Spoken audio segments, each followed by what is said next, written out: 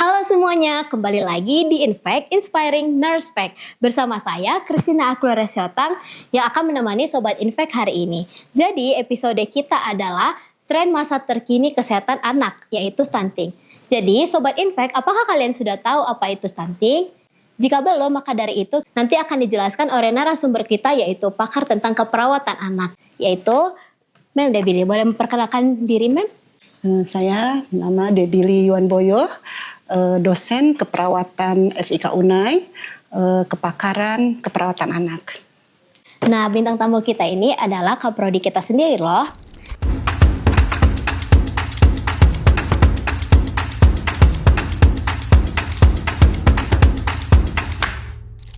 Nah, teman-teman, apakah ada yang udah tahu apa itu stunting?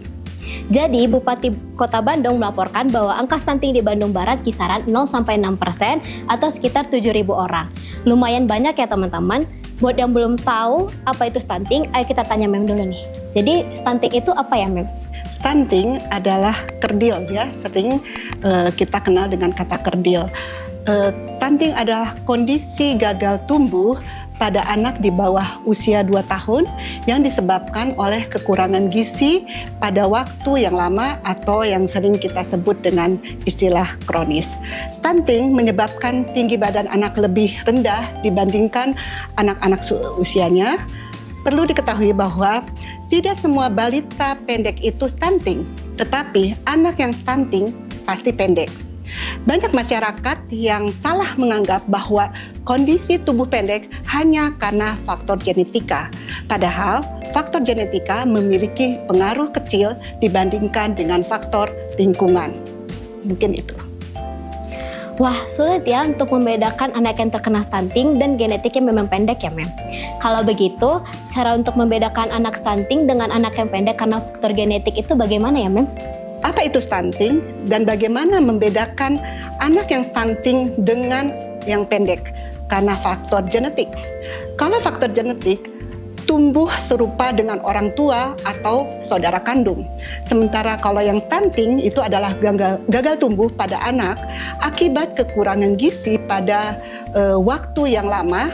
Kapan waktu yang lama itu? Yaitu 1.000 hari pertama kehidupan.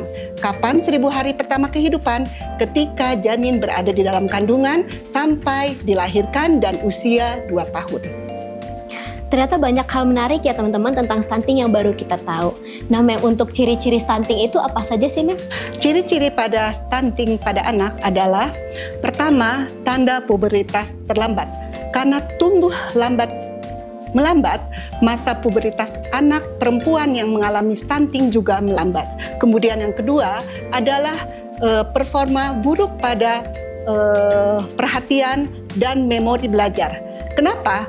Ini bisa mengurangi kemampuan kognitif dan kecerdasan otak pada stunting. Kemudian yang ketiga adalah tumbuh kembang cenderung melambat, juga mencakup pertumbuhan giginya yang akan lebih lambat. Kemudian pada usia 8-10 tahun, anak akan menjadi lebih pendiam. Kenapa pendiam? Karena dia menjadi merasa minder dan malu terhadap teman-temannya. Lalu untuk anak-anak yang terkena stunting ini kira-kira penyebabnya apa saja sih, Mem? Ada beberapa penyebab dari stunting ini. Yang pertama adalah pengasuhan yang tidak baik, di mana kurang pengetahuan tentang gizi. Pada ibu-ibu hamil, mereka tidak mengetahui tentang gizi yang baik. Kemudian yang kedua, kurang akses makanan bergizi. Yang ketiga, terbatasnya layanan kesehatan termasuk antenatal care, postnatal, dan pembelajaran dini yang berkualitas. Yang keempat, kurangnya akses air bersih. Wah, ternyata penyebab dari stunting ini banyak ya, Mem. Jadi, saya baca-baca dari berita 1.000 tahun pertama kehidupan anak itu sangat penting dalam pencegahan stunting. Kenapa itu dikatakan sangat penting, Mem? Stunting harus segera dicegah pada 1.000 hari pertama kehidupan. Kenapa? Karena anak ketika dia bertumbuh akan mengalami perawakan pendek, jadi stunting juga bisa membuat atau mengurangi kemampuan kognitif dan kecerdasan akan otak anak. Oh, ternyata dari 1000 hari masa pertama kehidupan itu masa yang sangat penting teman-teman untuk pencegahan stunting. Selanjutnya ada pertanyaan nih, Mem. Kalau anak di usia 0 sampai 2 tahun tidak mendapatkan nutrisi yang cukup, apa yang akan terjadi?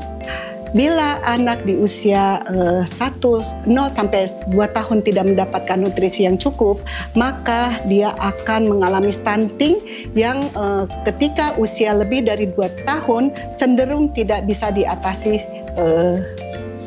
penanganannya. Jadi teman-teman, masa 0 sampai 2 tahun itu masa yang sangat penting juga untuk pencegahan stunting ya. Selanjutnya, jadi kita harus lebih memperhatikan asupan makanan untuk anak-anak supaya nutrisinya tercukupi. Untuk pertanyaan selanjutnya, bagaimana sih Mem cara menangani stunting pada anak yang sudah mengalami kondisi tersebut?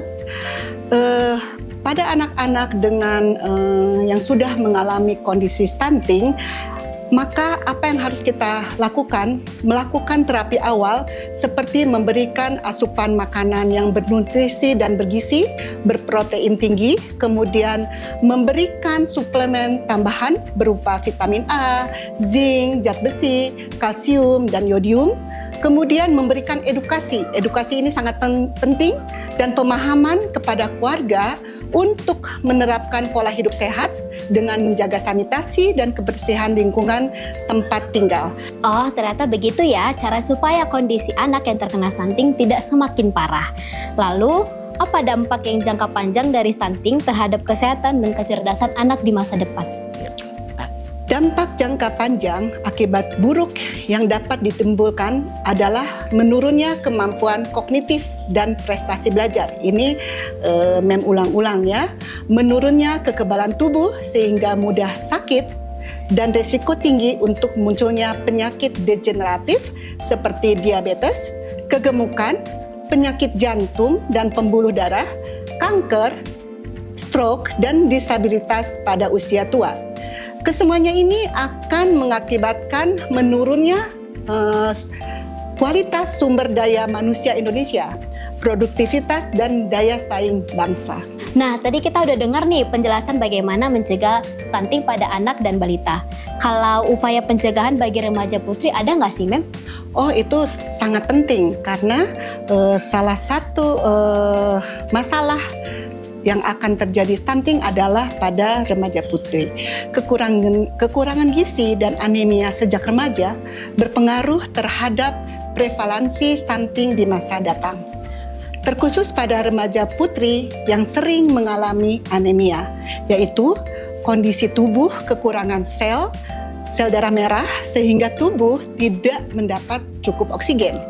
Ketika masa remaja itu tumbuh sangat cepat. Perlu asupan gizi yang banyak, remaja sering melakukan diet tanpa memperhatikan asupan zat besi, dan juga remaja putri itu mengalami siklus menstruasi, sehingga remaja putri perlu makanan bergizi, tinggi protein, buah-buahan yang kaya vitamin, melakukan aktivitas fisik, dan yang paling penting juga cuci tangan, kemudian minum air putih 6 gelas sampai 8 gelas, dan yang paling penting lagi, ditambah minum tablet tambah darah atau yang sering kita singkat dengan TTD. Itu sangat penting sekali. Nah, teman-teman Infek, ternyata banyak loh pengetahuan baru yang kita dapat dari topik menarik dan seru kita hari ini. Terima kasih kepada Mem yang sudah bersedia berbagi informasi dan episode Infek kali ini. Terima kasih juga kepada teman-teman yang sudah bersedia untuk menonton episode stunting kali ini. Jadi, kami akan menutup episode ini. Saya Christina Aguilera Sihotang. Saya Debbie Liwan Boyo. Kami pamit undur diri. Tunggu episode Infek selanjutnya yang pastinya nggak akan kalah menarik dan pastinya seputar kesehatan ya. Stay tune dan ingat, Real Talk, Real Health. Bye-bye.